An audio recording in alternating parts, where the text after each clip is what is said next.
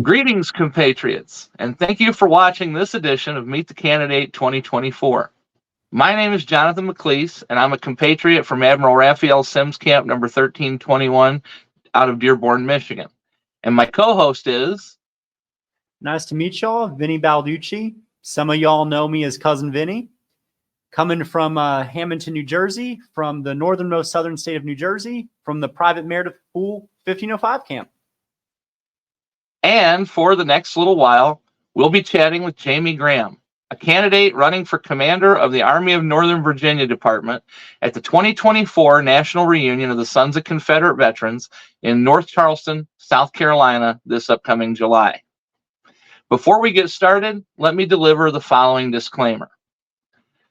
This program and the views or opinions that follow are not authorized or endorsed by the National Sons of Confederate Veterans, its General Executive Council, any Army departments, divisions, brigades, camps, or any other subsidiary of the SCV. This is simply a program made by SCV members for the benefit of the SCV membership, giving membership all across the Confederation an opportunity to see and hear from the candidates running for offices in 2024 that have a position on the General Executive Council. And now, without further delay, let's bring on our guest. Thank you for coming on tonight, Jamie. How are you doing, sir? Doing great. Good to see you guys, John, Vinny. Been a little while since we chatted. It's a real pleasure and privilege to have you on tonight. If you're ready to get started, we'll kick it off.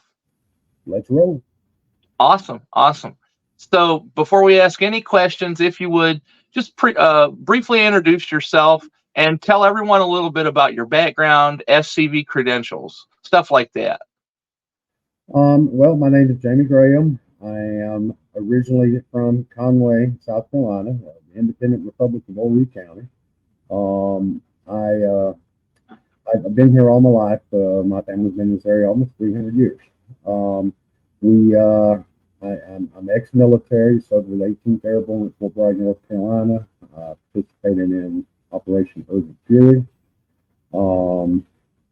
I am currently married. My wife Lisa and I, we have 5 children and 11 grandchildren, which keeps us quite busy.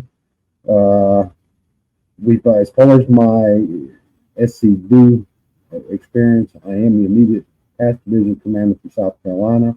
I have served as chief of staff for South Carolina Division. I probably held about every office you can imagine, from camp and brigade levels, and I have held several positions, other positions, committee chairman and so forth for the South Carolina Division. I have been on the SCV National Graves and Monuments Committee, and I have served on the ANV disciplinary. So quite an illustrious career so far within the SCV, for lack of a better word. Busy. Yes. Well, you know, Vinny here is a member of the Army of Northern Virginia Department, with his camp being located there. So I'm going to let him kick it off with the first question. All right. So my first question is, in about 2 minutes, could you please sum up your candidacy and the purpose of your running for your respective office?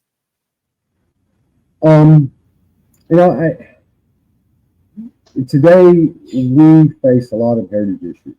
I mean, we know that monuments are being torn down, vandalized on a regular basis. It's not just any particular one area. There's some areas that are a little bit hotter than others, but and to confront these battles, the first thing that we have got to be able to do is get our communication fixed.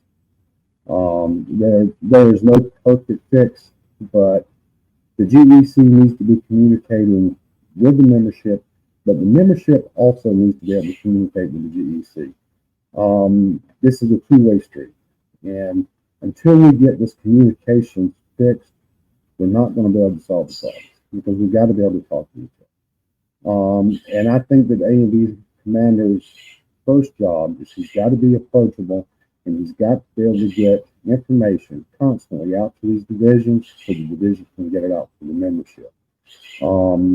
If we don't get that and don't get workable communications going, we're going to have some serious issues. And I think that there's a lot of ideas out there. We've got people, and I know this for a fact. I talked to a guy the other night in West Virginia, and he was giving me some ideas. And there's a lot of talent in the SCV, not just at the higher levels, but I'm talking about in the membership, guys that are not wanting to run for commander, but they do have a lot of knowledge. And we need to be talking to these guys with this information, because they're the ones that are going to help us so we can move forward, do what we have to do, and be able to pay our financial obligations off and take care of business and save our history. 100%, absolutely. You talked about communications and the need to improve, which is something that's been discussed in the SCV for a long, long time. If elected, how would you propose to change communications for the better? Well, first and foremost, if we set up communications, we've got to use it. Number one, it doesn't do any good to put a program together if you're not going to use it. And I can tell you one of the things that we've done here in South Carolina. Several years back, we set up dedicated emails for each one of the camps. All of our brigade officers, all of our executive council, the officers that run the show, pretty much the same.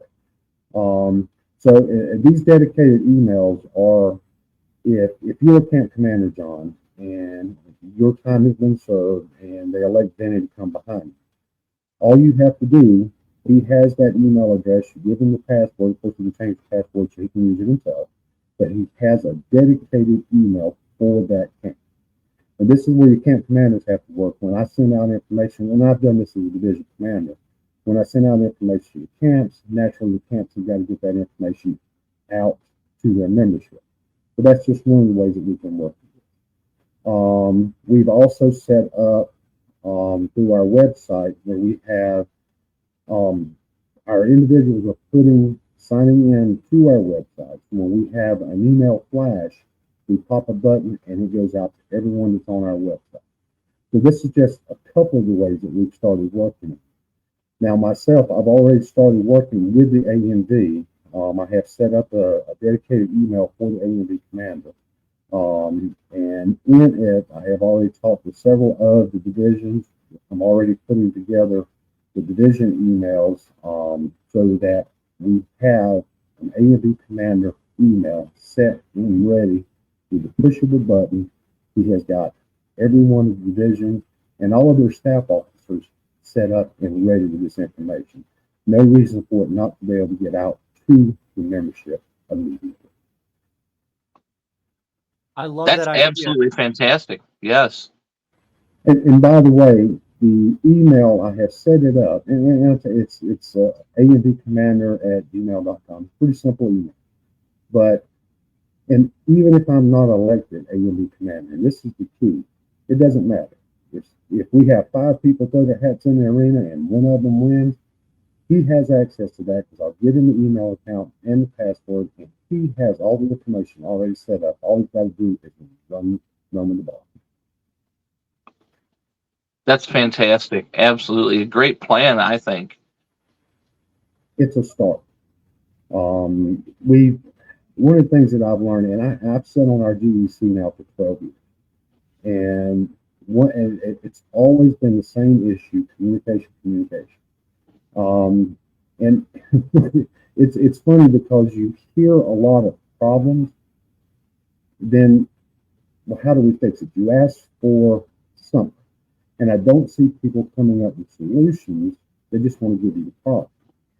Well, you've got to be a solution maker. I mean, and it's the only way we're going to fix this. Absolutely. And I love the idea, and especially just the positive attitude, right? That, this is something that's going to better the organization. Doesn't matter if I win or not. And I mean, this is a perfect question I was even thinking of. And, with communication comes teamwork. And I want to know, how do you define effective teamwork within the Sons of Confederate Veterans? Well, again, first thing you got to go back to, number one, is communication. Because if we're not communicating, we're certainly not going to have a team. But if you've got the communications out there, simply put, just showing up and getting the job done. It's just that simple, but you've got to make the effort. That's the key.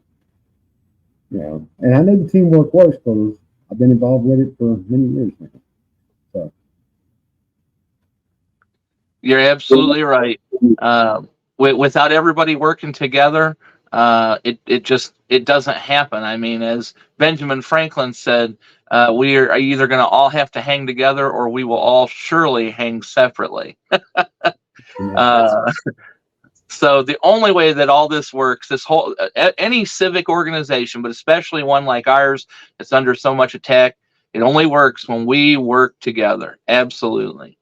And brings up another thing that another talking point on this. Is not only do we need to set up communications, but using these communications to start working to stop this impact. I mean, and I can tell you what happened in South Carolina when I was first elected.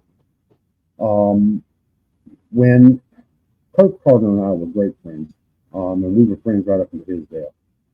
But we ran against each other a few years back, and it was kind of funny because Kurt and I have never in our history of knowing each other ever had a harm word between.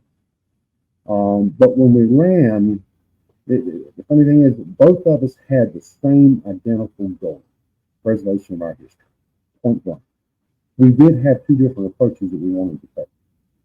And the funny thing around it was that the people around us were fighting and arguing about this. My candidate, my candidate, my candidate, my candidate. Kurt and I never had a harm word, and we never understood why there was such a hoopla. And when we had the election was actually called one of the closest in South Carolina history. I mean, I was decided as division commander by just a few votes. And again, it was funny because when it was said and done, Kurt and I, we walked over, we shook hands, we hugged each other's neck, and told each other we were going to support each other, continue just like we always have. But the end of the reunion or convention, it actually erupted in almost chaos because people were so torn. But the upside to that, it showed Kurt and I both sides, and it showed us just how fractured the South Carolina division was at that time. But with work, we were able to get this done. And the thing is, and I think what made it work so well is that 2 years later, when I ran for re-election, no one ran against me. Not because anyone was scared of me. It was we had worked together and pulled ourselves together. And that's one of the things that I want to do with the ANV. I know there are different factions out there. There are, whether it's a motorcycle group, whether it's Virginia Flaggers, MOSNB, there's a lot of infighting and arguing amongst them. And the way I see this, when we're sitting in Charleston and the ANV is having their meeting, I'm not looking out there seeing different factions or different groups. I see one thing. I see SCV. And I see members of the Army of Northern Virginia. And what I want to see is us put these petty differences aside and come together as an ANV and start working to fulfill our charge. Plain and simple. And that's one of the things that I intend to work on really hard to try to get that there. That's fantastic. And you're hitting hard on all cylinders right now on no, seriously, on the work that needs to be done. And I think that's great.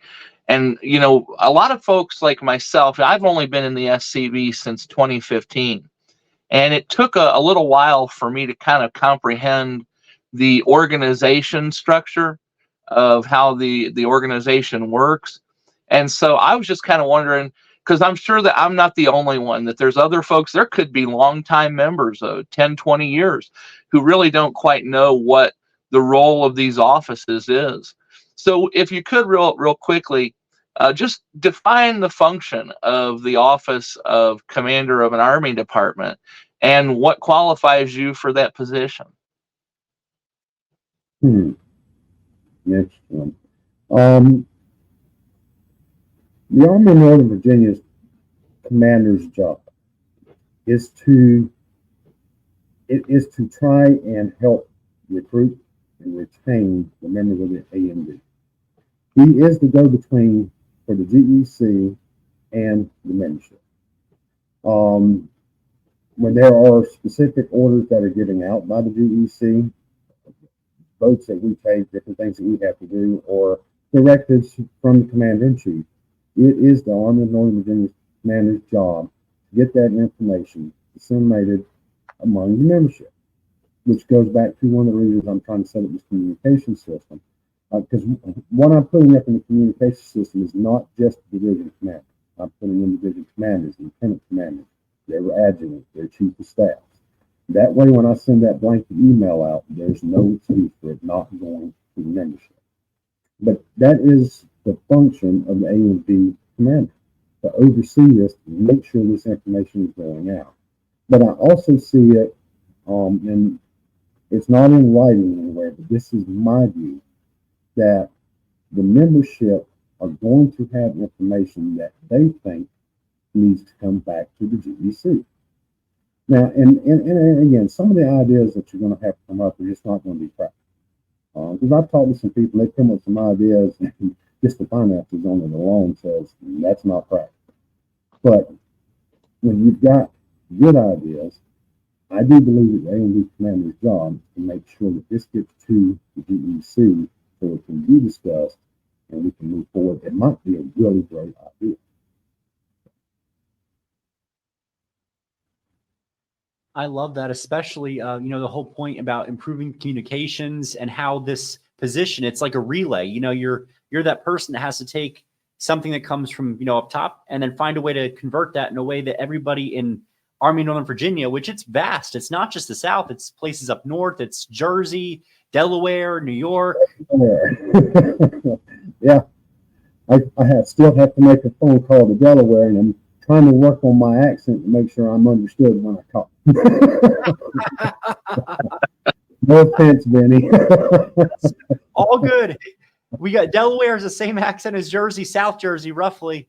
It's New York that's the problem. Oh, I hope I sound good at least. Hey, brother, we've been talking for a while, so yeah, you're doing fine. Oh, amen. Well, it's a good thing because in Jersey, one of my best friends is from Boston, and so trust me, I've learned some lingo through my years. Oh, you betcha. In Jersey, even it's a good thing. I go out. I was getting, Dunkin' Donuts, and the young lady goes, "Oh, what state did you move here from?" Been born in Jersey, been raised here my whole life.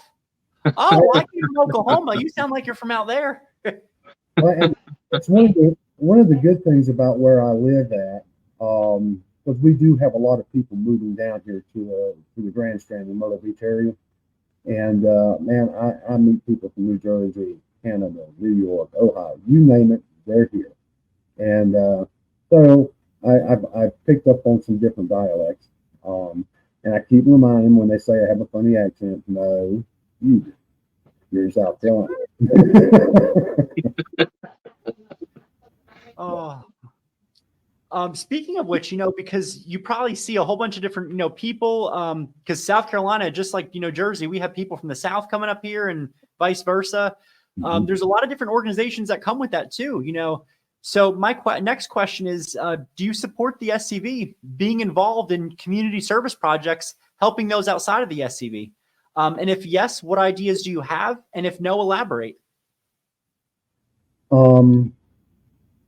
I support it 110%. And as a matter of fact, I'll give you a little story as to why. One of the things that we need to do in the SCV is to fix our image. it's not that we have a bad image. We all know that we're good people. We're your next door neighbors. But with an awful media out there portraying us, every opportunity they have to be terrible, we have got to think outside the box. But we have to do more than think outside the box. We have got to step outside that box, unafraid. If you want the communities around you to understand who you are, use the talents you have and step outside that box. And I'm going to give you a prime example. About 12 years ago, in Orange County, I GPS all the Confederate soldiers we found. And about 12 years ago, I found information about a black Confederate that was buried in a cemetery right outside of a golf course in Merle's.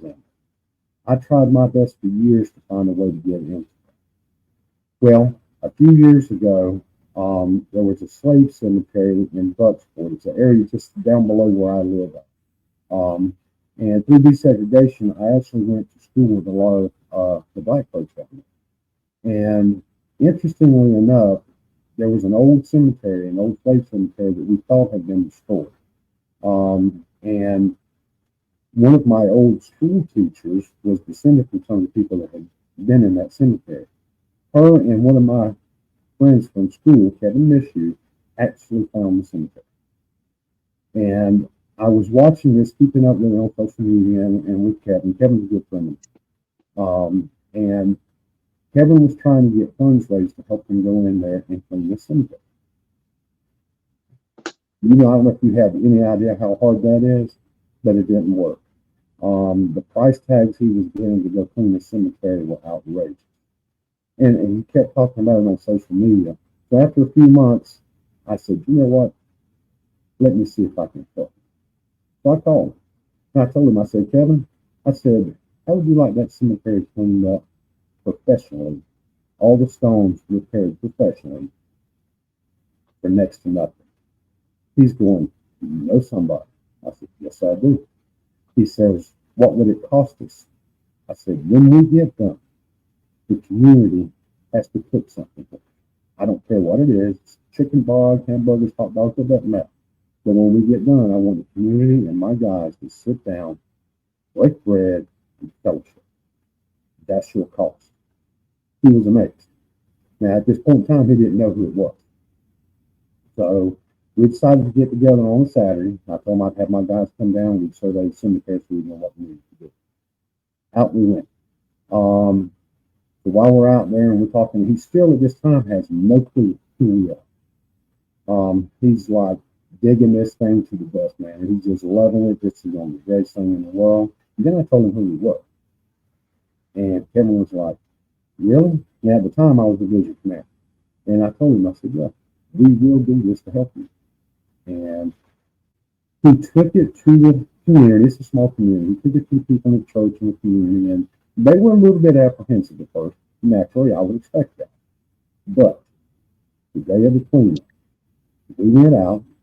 Orange County police officers come out with us and the family. And we cleaned that cemetery up like we were driving downtown Charleston, one of the beautiful cemeteries. And afterwards, we had a nice meal, we fellowship. This community, Bucksport, South Carolina, realized that the Sons of Confederate Veterans are not what we need to do. But it even gets better. About 8 months later, there's a guy over in Surfside. He's got 3 slave cemeteries over in the Merle's area. He's been trying to get in there, get them cleaned up. He's been trying to do this for 20 years. And he hasn't been able to get anybody. So he actually contacted Orange County Historical Society. Now, one of the guys over there knows me. He called me. He said, Jamie, would you be interested? Hey, set me up with a guy, let me talk with him. I went over and I met Mr. Chad Holmes, and this old black man is about the age of my father. Super great guy. He's got more history in his head than the 3 of us would have ever. But we set up the plan to do this. And I went out with him and we surveyed the 3 cemeteries. Lo and behold, guess what one of those cemeteries was? Cemetery where that black Confederate was out there I found 12 years ago. Now I'm like, Cool beans. Let's do this. Now let's talk about bringing in people. We had the black community of Burgess, South Carolina show up in force. Not only did we have that, Elisha Small, who was a cook at Ward's Walk-Mall Light Art Cook, same one that my great-great-grandfather served. How about that? 10-to-1 they knew each other. But I had 3 generations of his descendants there with us. Even gets better. 2 of these cemeteries are right in the back of housing development where Northerners who moved down here live. When we got out there to do this, we had people that lived in those communities, Northern, from all over the country. They were out there helping us. We had 3 generations of a black Confederate. We put him a stone. I mean, you talk about one of the most wonderful things you could see. A lot of hard work. And when it was said and done, we met at the Burgess Community Center, and we sit around there, and there's a church there also. We sit around there for hours having hot dogs, hamburgers, the best of things. On top of this, we got newspapers, radio, all of them to pick up on this. There was nothing bad they could say. There's a couple of them didn't want to say that Sons of Confederate Veterans had come out here and done this, but they had no choice. We did. Now, you want to talk about what that does in your community. And when you got all these people who've heard all these terrible things about us, wow, look at what these guys did. And you got 2 black communities right now in Old County that think the SCV is one of the greatest things since Oxford. So, yeah, it works. That is absolutely beautiful. And talk about a great example right there of solving a problem with some out of the box thinking. I mean, that was absolutely fantastic. And you're absolutely right. Reaching out and being involved in the community is a must. When we're presented in the media, I just saw it today, an article about a parade. A truck had a Confederate flag on it that was in the parade, and instantly, I mean, they're coming down on this guy like gangbusters, like he's some sort of a psychopath because he's got the Confederate battle flag. But we all know that he's more than likely, if he's anything like SCV members, maybe he is an SCV member, but he's just a regular guy who wants to honor veterans, his ancestors, American patriots, things that everybody should want to be a part of honoring. And but the media paints us in a certain way, and ideas like what you just described are the types of things that can reach out. Now, CNN's you're never going to reach out to CNN and get them to see it your way. But we have to reach out on the local level. It's got to be the individuals and the people in your area and community. I'll give you another example of something I did. Now, in South Carolina, we have an annual legislative club. And we'll go up to the state capitol. We meet out at the rotunda. Of course, we go out. We have a Confederate memorial out there at the front of the capitol. We'll meet out there. We'll have prayer, and then we'll go inside. And we sit in on the Senate. We sit in on the House to their discussions. And they recognize us as being there. It's one of those things they do. And we'll go in there and fill those seats. Now, they're accustomed to seeing 6, 12 people show up. We go in there with 100 people and we fill the room. Now, in that process, I had the luxury of being able to meet the African American Chamber of Commerce president. And he and I sat down and we had a nice little conversation. And this is something that you guys are really going to love. So, the House and the Senate in South Carolina, we're getting used to seeing the SCV on an annual basis. But I threw a curveball at them that they would never expect. I sat down with the president of the African American Chamber of Commerce, and we had a conversation. And I asked him, I said, are you familiar with the Heritage Act in South Carolina? He says, absolutely, very much so. And I don't know if you guys understand the Heritage Act here in South Carolina, but the flag was raised on the state capitol, and part of taking the flag down created the Heritage Act to protect the monuments in South Carolina. And one of the other things that they did in that act when we did that, they put an African American memorial on the capital grant. Okay. So he and I, while we were having this conversation, he's very familiar with the Heritage Act, just as I am. And I asked him a very simple question. I said, just tell me, if there was a group that decided they wanted to destroy or vandalize the African American monument that sits on Capitol ground, what can you do about it? And he stopped and he thought. And he looked at me, he said, Jamie, I can't do anything. I said, now you know where we are. The Heritage Act needs to stand, not just to protect Confederate people, not just to protect the statue of Wade Hampton, but the African American memorial that's there. Any World War memorial. I said, and we need your help. Our next meeting, legislative day, when Senator Danny Burton got up and announced the Sons of Confederate Veterans Commander Jamie Graham, he also announced the South Carolina African American Chamber of Commerce being there with us in support of the heritage. Now, do you want to see senators' eyes just pop wide? The Sons of Confederate Veterans brought the African American Chamber of Commerce with them to the Senate and to the House, supporting, thinking outside the box. Absolutely fantastic.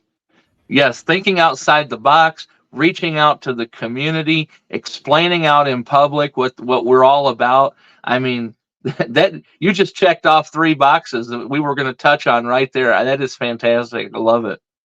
I'm going to bring it back in-house a little bit, back into the inner SCV stuff. As a member of the GEC, if elected, you're going to be discussing things that are beyond just the Army in Northern Virginia Department and South Carolina. You're going to be talking about some things regarding the national level and have a voice at that end. I'm wondering, what new and innovative ideas do you have to increase long-term revenue coming in to the SCV? There's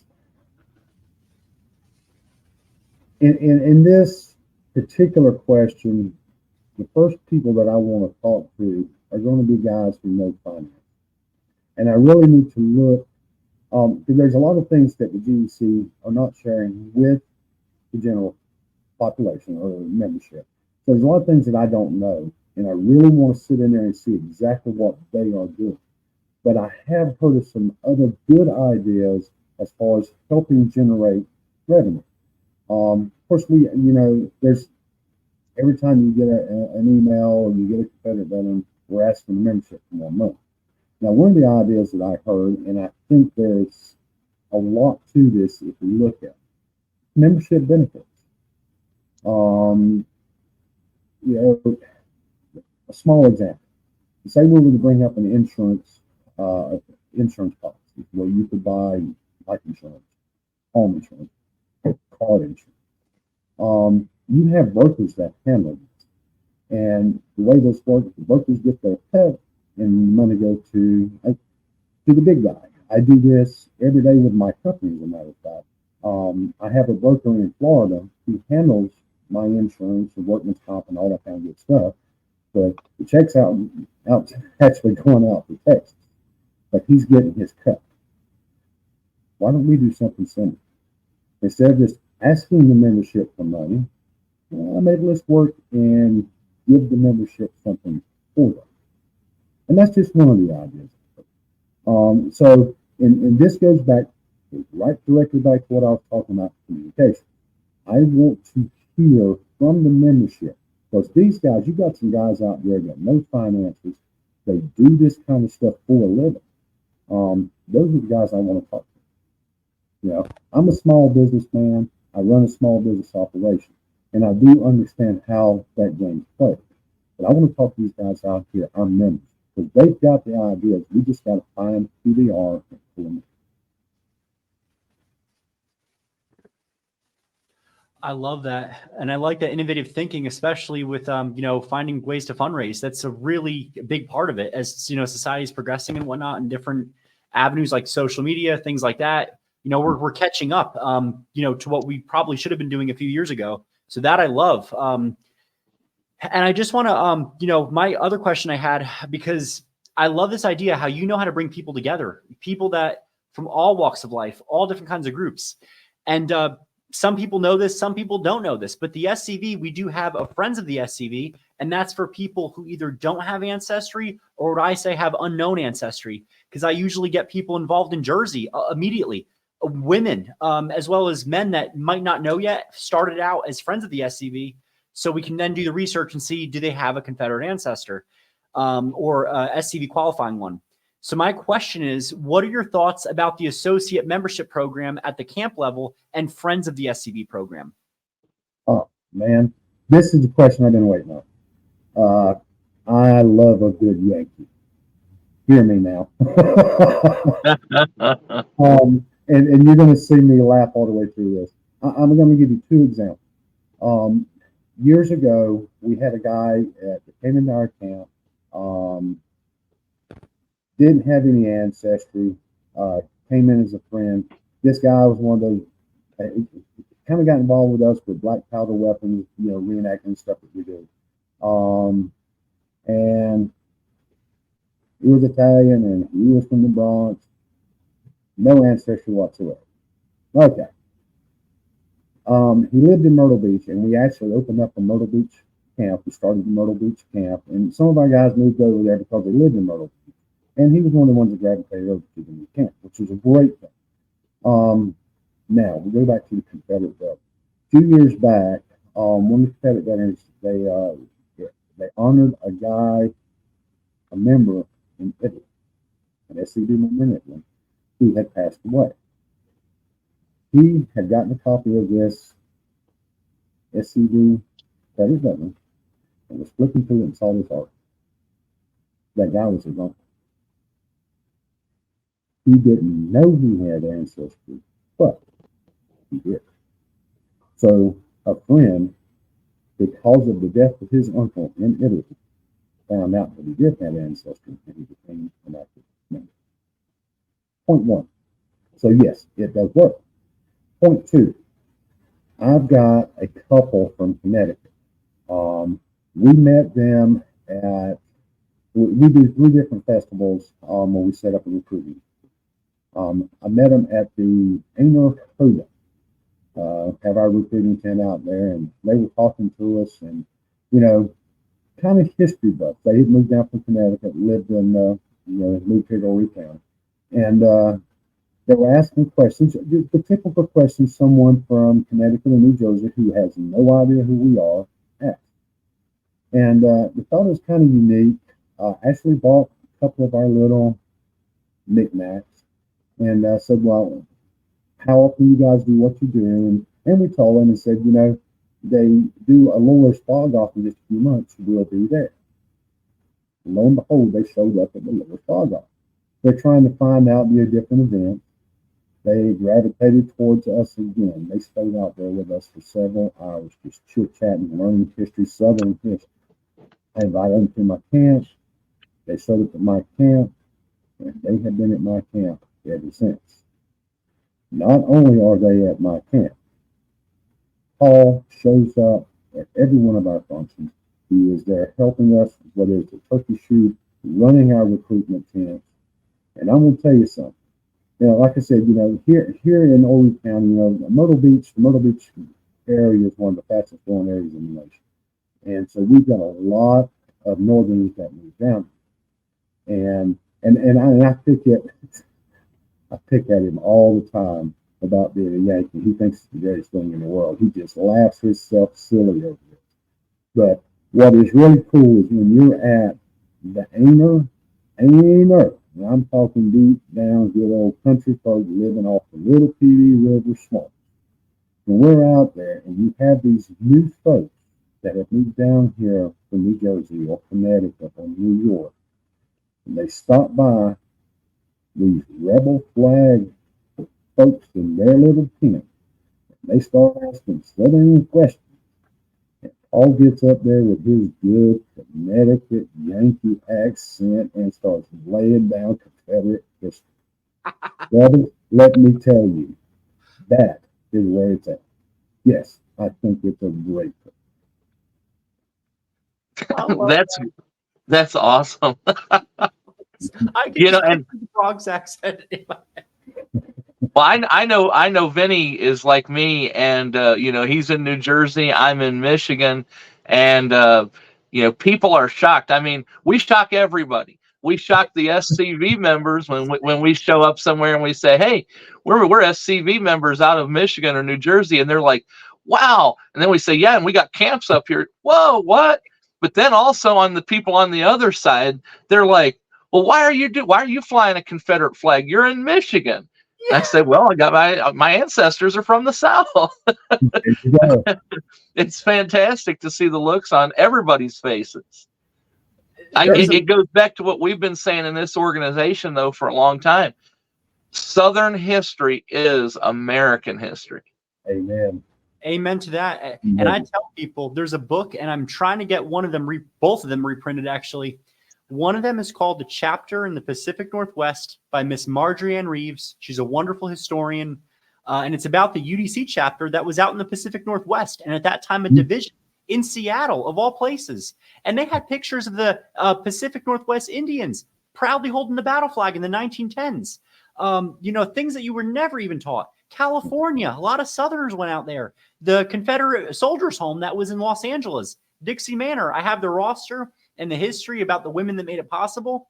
That material needs to be out there more because it shocks people that the Confederacy was way more vast than just the South. Well, you know, I have said this for years, and I truly don't believe that what we see going on with Confederate history is about Confederate history. I have said this for years. You know, if you think about it, when you look at the media now, you don't hear a lot about Confederate battle flag anymore. You know, but now if you go back 10 years ago, the battle flag was everywhere. But now if you look, it's not just Confederate history they're going up. It's not just Confederate memorials they're going. It's they had to have a rallying, and taking that battle flag, that was a rallying, and they have used that, and the media is really good at this. They have used that so they could attack Robert E. Lee. And then you go from Robert E. Lee, well, he was a slave owner, and he was this, and now you can attack George Washington. And that is what this is. It's not just about Confederate history. This is about America, all Americans. And Confederate history is part of that. And that's the issues that we're facing now. And this is one of the reasons that I am so supportive of us reaching out and talking to these other people. I mean, it's just like at a festival. Now, when my wife says that I cannot belong to VFW, Veteran of Foreign War. Now, I am a veteran of foreign war, but she says, you spent too much time in the SCD, you're not joining anything else. And I'm like, right you are, because I'm staying married to you. So, with that being said, we're at these festivals, I will slip away and I will run around and I'll find that VFW, you know. And I like to go in there and I'll pull a 20 out of my pocket, stick it in their can, help support it. I pay my dues every year, trust me. I just can't join because my wife won't let me. But it's funny because down in this area, we have a lot of Northerners down here. We have a lot of veterans from the North. And they'll be there with the VFWs and they'll be talking and we'll open up a conversation. And the funny thing with me is when I open up that conversation with them, I don't ever bring up Robert E. Lee. I don't ever bring up the Confederacy. But I will start off with something about a Korean memorial that was vandalized, or a World War I memorial that was vandalized in Greenville, South Carolina, a few years back. I'll bring that up. And it's funny how when you start this conversation with these northern folks, before it's said and done, you're going to hear one of them. It ticks me off what they're doing with Robert E. Lee. Bam, he opened the dialogue. Now we have a conversation. And I also have a friend inside the DFW that's supporting us taking care of our history and heritage. Again, thinking outside that box, talking outside that box. It's how you lead yourself up to these folks to get them to open up to you. If you walk up to them and start banging them on the head with a Confederate battle flag, they're not going to talk to you. You got to go, got to do a little finesse and work around the corner, but you can get in there and people will talk to you. And you'll find out there are a lot more people that are like-minded. They just can't do it publicly. So. Oh, I love that. I knocked that down, didn't I? No, that's fantastic. You're absolutely right.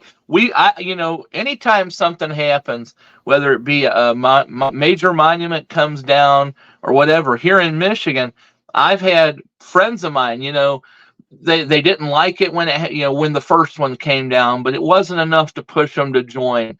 But then maybe the second or the third one, and then my phone's ringing saying, John, I'm ready. How do I get into the Sons of Confederate Veterans? That's how, and it works like that. You just start talking to people. They might not have a rip of a clue about Confederate history or Confederate ancestors, but you find out that you come together just simply on the fact that, they're tearing down American history. And they're like, they'll say something like, it's awful what they've done with that statue. Yeah. Yes, it is. And by the way, I'm a member of the Sons of Confederate Veterans. What? Mm-hmm. And then you start telling them and talking to them. Before you know it, you got a member. When I tell, when I'm talking about telling them, I'm actually a division commander for the state of South Carolina. And they're like, well, what does that mean? Well, on a 501c, it means I'm the president of the South Carolina, division. And they're shocked. When they're talking to me, because they just didn't expect that. But before it's said and done, I'll go out to my truck and I get another business card. Well, this is what I'm working, and I give them my company card. But I'll go out to my truck, and there's other business cards out there. Litchfield Camp 132. Come see us. And they do. They'll come out to our turkey shoot, and you can see who we really are. Just depending on the time of the year. And that's what makes it work. You just got to step outside that box, communicate. Gosh, how many times have I had to say communication being the key? Not just amongst us, but on the outside as well. Absolutely. A few minutes ago, we asked you the question about, what is the function of the commander of an Army department? And so the next question is going to maybe sound a little bit similar, but really it's different. And I want to ask you, if you were to win the upcoming election, what does the title of Commander of the Army of Northern Virginia Department mean to you personally?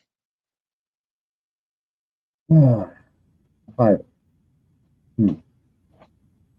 That's an interesting.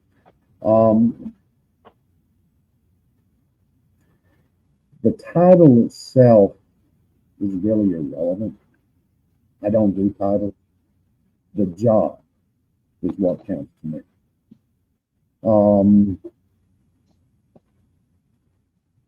The ANV commander has a job of bringing people together. And that is what it means to me.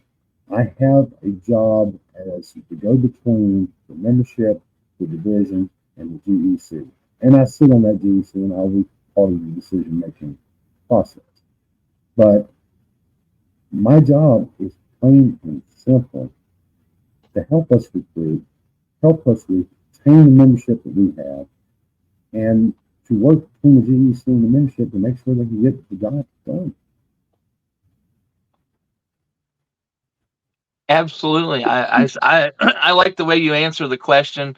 Titles, it is what it is. It's the job that's the important thing, and you have that desire to do the job that needs to be done.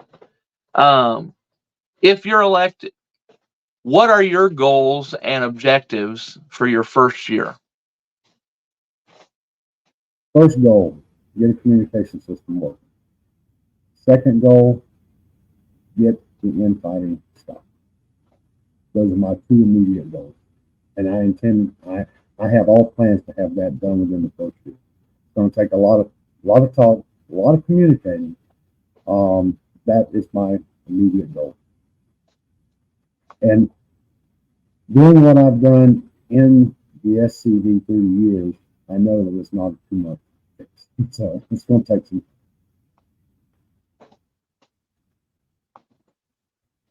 All very good goals, and I like how they're measurable. These are goals that are not just philosophical. They're doable, short term, and there's long term. And that's as a psychologist, soon to be psychologist, that's everything we do is goal directed. Whether it's for programs, for clients, for industries, because we work with industries.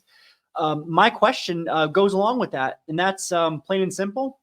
How do you determine or evaluate success for the position that you are running for? I'll go back to the example we talked about earlier as a division commander. I think my success there came 2 years later when I ran for re-election. Now, one of the things that I did, the very first act I did, of course, I had to make appointments in the division. And when I made these appointments, I didn't just appoint friends. It's one of the things that I see a lot of people doing, it's a bad habit in my opinion. Not to get me wrong on this, all of these people are my friends. But I knew that some of the people I appointed to the positions did not support me when I ran. That part was irrelevant to me. What was relevant was that I needed the people who could do the job to make this work. And those are the people I sought out. And the accomplishments that we were able to put together, there had been this thing, a low country and an up country, and that there was always this fight between. And I had one of the guys from the up country one day, and this was just before I was reelected, and he told me, he says, Jamie, he says, you have done such a great job here. He says, for the first time, when we get together at Confederate Memorial Day service and we go have break bread afterwards, he says, I see low country and up country people sitting together, having great conversations, laughing and joking. He says, you've done a great job. And I told him, I says, no, we've done a great job. My job is not to fix it. My job is to try and guide us so that we can fix ourselves. And I think that success will be shown if I run for re-election again in a couple of years. Did I make it work? Are the people happy with what I've done? Because that's where true success is going to be. Are the membership happy with what we've done? I hope I answered the. Absolutely. No, I think absolutely that was a great answer. Absolutely. Well, we are at the 53-minute mark, which is getting pretty close to an hour. We don't want to go too long, either out of respect, both out of respect for your time and the time of the viewer watching. I am going to ask this last question. I think it'll be a quick one. How do you stay current with the latest developments in the SCV? Well, several things. One, of course, I do know some of the GEC members, and I do know a lot of division commanders and stuff, and I talk with them. But I get the SCV telegraph, of course, get the Confederate veteran. And one of the things about the Confederate veteran, it doesn't do you any good unless you actually, read.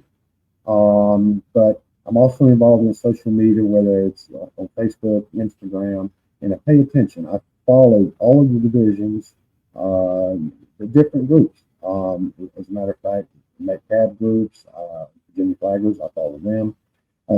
keeping up to date with what's going on with our membership in these other organizations as well as in the SCV. And one of the other things that I am really notorious for doing, I like to visit other camps. And I pay attention in these camps to what they say. You'd be surprised the simplest of things that you can learn. I mean, I've had guys come to my camp and they find out you guys go to camp meetings and you've been to reunions and so forth, so on. And the majority of the time you'll find someone who comes up and they read the charge to you.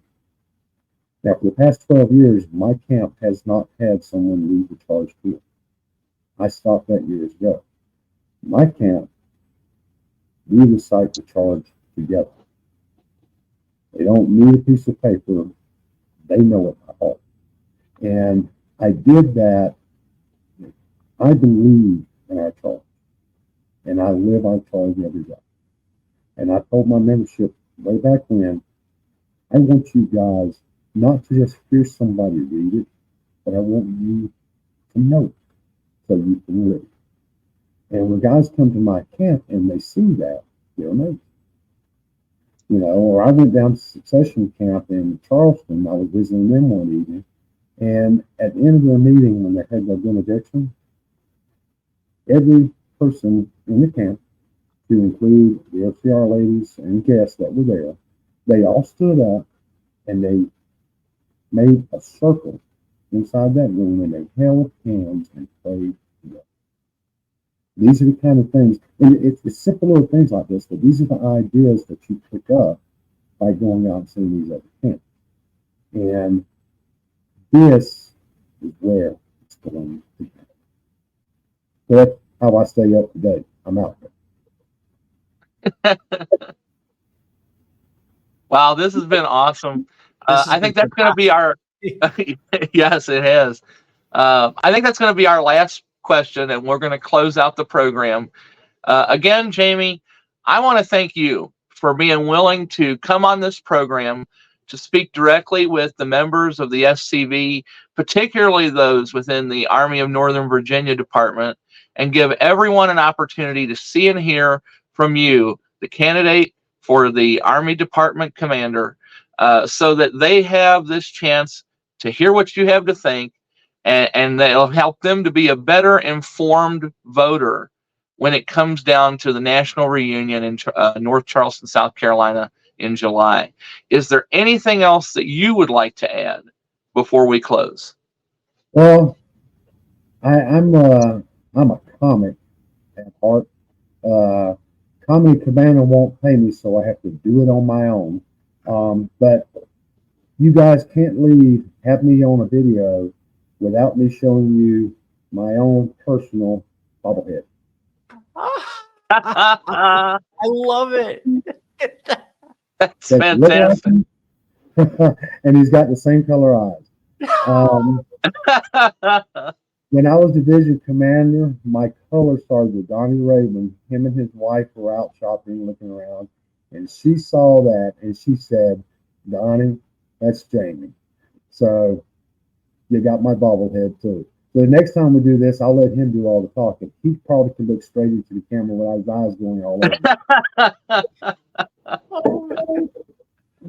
Fantastic.